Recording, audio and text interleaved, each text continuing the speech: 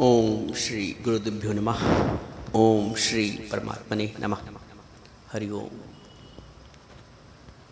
इस संपूर्ण प्रकृति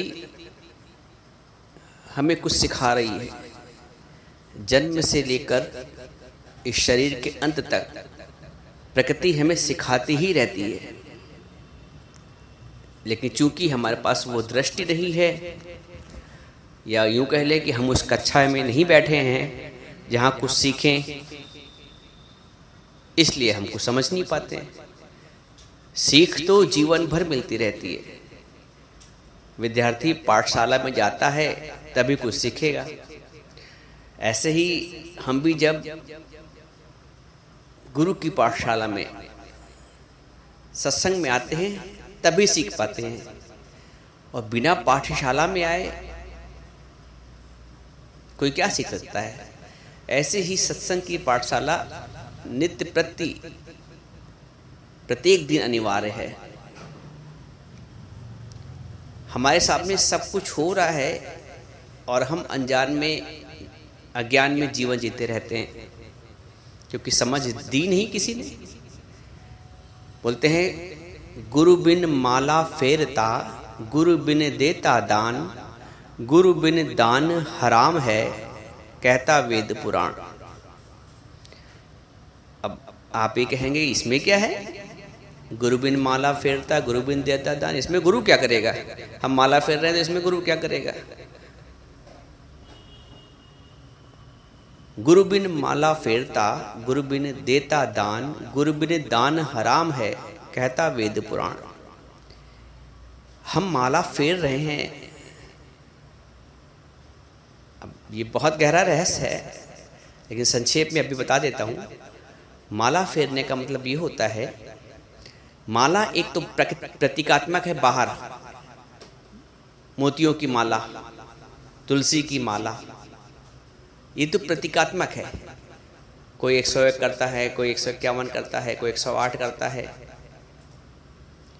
माला जो अंदर अजपा जाप चल रहा है, श्वासों का निरंतर, एक श्वास आई एक श्वास गई, ये राउंड चल रहा है, सर्किल चल रहा है श्वासों का, और अंदर अनहद नाद भी बज रहा है ओम का। क्योंकि बाहर का कोलाहल इतना अधिक है, हम अंदर की शांति का जो ओम का नाद चल रहा है श्वासों में हमारे, हम सुन नहीं पाते हैं। भीतर निरंतर जाप चल रहा है ओम का। जब शांत में बैठते हैं, तन और मन दोनों शांत होता है, एकाग्रता होती है, स्थिरता होती है। पानी जब स्थिर है तभी उसमें हम अपना प्रतिबिंब देख सकते हैं, और पानी जब हलचल में है तो आप उसमें अपना प्रतिबिंब नहीं देख सकते हो।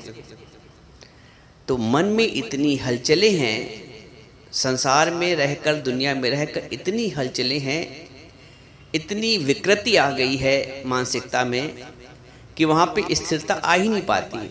और जब मन स्थिर नहीं हो पाता है तो हम प्रतिबिंब भी नहीं देख पाते हैं। जैसे हम शरीर का प्रतिबिंब देखते हैं पानी में तो दिखता है अगर पानी स्थिर है, वैसे ही हम अपने आत्म स्वरूप का प्रतिबिंब तब देख पाएंगे जब मन स्थिर होगा। मन की चंचलताएं खत्म हो जाएंगी। और मन की चंचलताएं कब खत्म होती हैं? जब हम गुरु के सानिध्य में आते हैं। एक बहुत बड़ा रहस्य आपके सामने, कि जब जब आप गुरु के संग करेंगे, और गुरु का मतलब पहले भी बताया गया है, गुरु जो तुम्हें तुम्हारे मैं भाव से हटा दे। गुरु तुम्हें वो नहीं जो कथा सुनाए, उदाहरण सुनाए, लीलाएं सुनाए। जीवन भर बहुत सी लीलाएं सुनी है, रामलीला भी सुनी है, कृष्ण लीला भी सुनी है, लेकिन उससे हमारा उद्धार तो नहीं हुआ ना। तो गुरु वो जो हमारे अहंकार को खा जाए और हमको परमात्मा दान में दे दे। तो गुरु बिन माला फेरता, गुरु बिन देता दान, गुरु बिन दान हराम है। हराम इसलिए हो जाता है क्योंकि मैं कर्तापन के भाव से करता हूँ। मैं दान दे रहा हूँ, मैंने मंदिर में बनवाने में इतना दान दिया, मैंने वहाँ भंडारा था, अपना भी सहयोग कर दिया। और जब तक एक बात और भी है, तुम अपने कर्तापन के जो कार्य है उसको बिना कहे रह भी नहीं पाओगे। तुम्हारे मुंह से अवश्य निकल आएगा कि भाई वहाँ भंडारा था तो हमने भी कुछ सहयोग कर दिया। भले ही कुछ छुपा लो, अमाउंट ना बताओ, लेकिन बता जरूर दो किसी न किसी बहाने। किसी बिटिया की शादी में दोगे, पैसा खर्च करोगे तो किसी न किसी रूप में बता जरूर दोगे, भाई गरीब की बेटी थी, उस किसी ने क्या कि हमने ये कर दिया, तो बता जरूर दोगे जीवन में, क्योंकि कर्तापन का अहंकार है ना। तो जैसे सांसारिक क्रियाओं को एक कर्तापन का तुम्हें अहंकार आ जाता है जीव भाव के कारण, मैं करने वाला हूं, वैसे ही सात्विक कर्म जो करते हो ना, तो जो पूजा पाठ करते हो ना, उसमें भी तुम्हें कर्तापन का अहंकार आ जाता है। मैं भाई रोज पूजा के बाद 108 माला जपती हूं, कर्तापन का अहंकार उसमें भी है। बिना भैया पूजा करे तो मैं तो एक गिलास पानी भी नहीं पीती हूं, कर्तापन का अहंकार आ रहा, बोलो चाहे ना बोलो। मैं इतने साल से फला व्रत रह रही हूं, आ रहा है ना। तभी गुरु कहता है, गुरु बिन माला फेरता, गुरु बिन देता दान, गुरु बिन दान हराम है। वो हराम हो गया, हराम इसलिए हो गया कि तुमने कर्तापन के भाव से किया और अहंकार आ गया। गुरु अकर्ता बनाता है, जब तक एक कर्तापन का भाव है। गुरु नानक जी कहते हैं, जब लग जाने मैं कुछ करता, तब लग गर्भ जोन में फिरता, जब जाने मुझते कछु होए, तब तक उसकहु सुख नाही होए। जब तक ये अंदर पड़ा रहेगा कि हमने कुछ किया है, मैं कुछ करने वाला हूं, तब तक सुख मिल ही नहीं सकता, और तब तक कर्ता बनेंगे और भोक्ता भी बनेंगे, भोक्ता बनेंगे तो जन्म मरण के चक्कर में पड़ेगा। सीधी सी बात है। तो गुरु वही है जो हमें कर्तापन के भाव से मुक्त कर दे। आज मोटी मोटी बात मैं तुम्हें समझा रहा हूं। गुरु वो नहीं है जो तुम्हें खाली रहस्य लीला सुना रहा है, कथाएं सुना रहा है, तुमसे दान ले रहा है, आश्रम के नाम पे ले रहा है।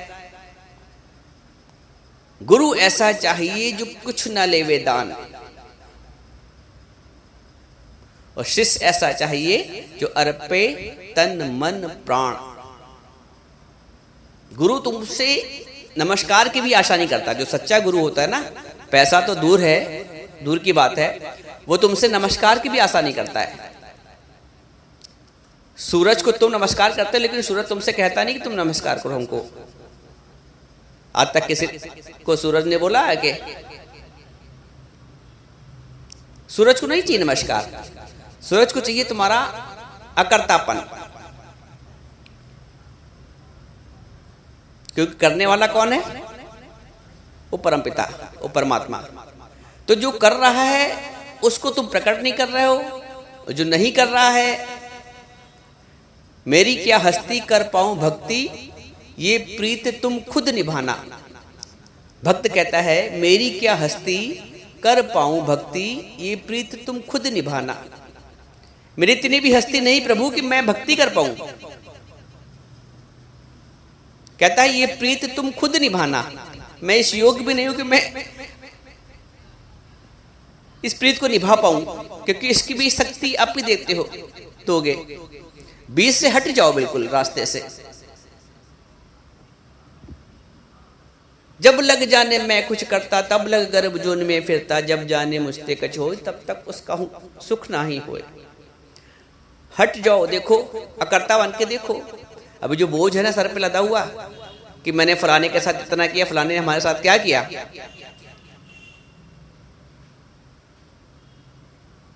जिस दिन ये बोझ हट जाएगा ना, बिल्कुल हल्के हो जाओगे। सर पे जबरदस्ती का बोझ लादे हो। मैं न करूं तो कौन करे, आखिर करना तो मुझे ही है ना। अब शरीर बीमार हो जाए तो कौन करेगा? क्या दुनिया रुक जाएगी? अपने आप से पूछो, अगर क्या कभी शरीर बीमार नहीं हुआ तो क्या वो दिन कटा नहीं? फिर उस दिन फिर सूरज डूबा नहीं है? सूरज डूबा, रात हुई, फिर दिन हुआ, तो हुआ ना। तो किस बात का अहंकार है?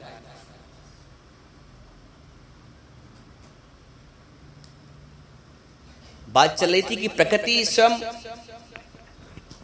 अपना काम कर देती है और हमें सिखाती भी है।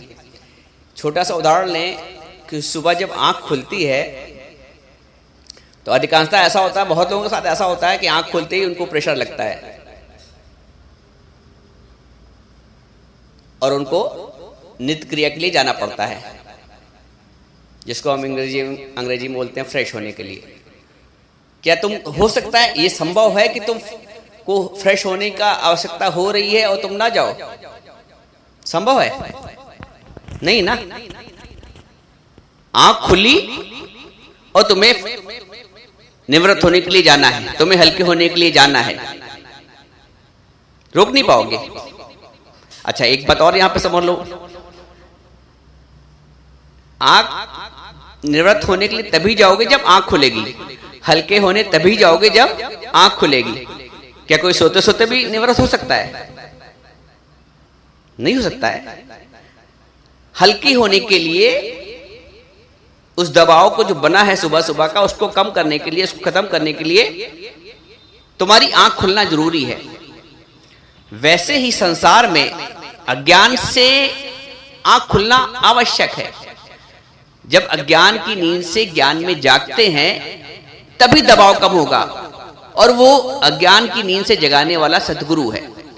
अब दुनिया में हमें बहुत से गुरु, बहुत से पंडित, बहुत से ब्राह्मण मिले हैं, लेकिन किसी ने मुझे ज्ञान की नींद में जगाया नहीं है, अज्ञान से ज्ञान की नींद में जगाया नहीं है।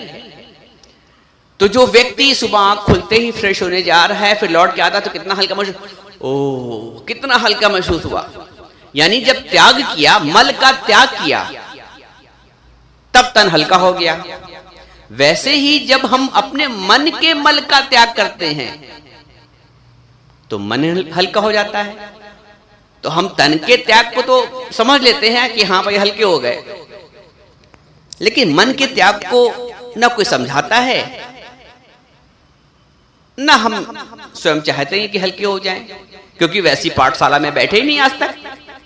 उम्र हो गई 40 साल, 50 साल, 60 साल, लेकिन उस पाठशाला में जब बैठे नहीं तो वैसा ज्ञान मिला नहीं। कथाएं तो बहुत सुनी है, बड़े बड़े पंडालों में भी गए होंगे, मस्ती में झूमे भी होंगे, भजन भी गाए होंगे,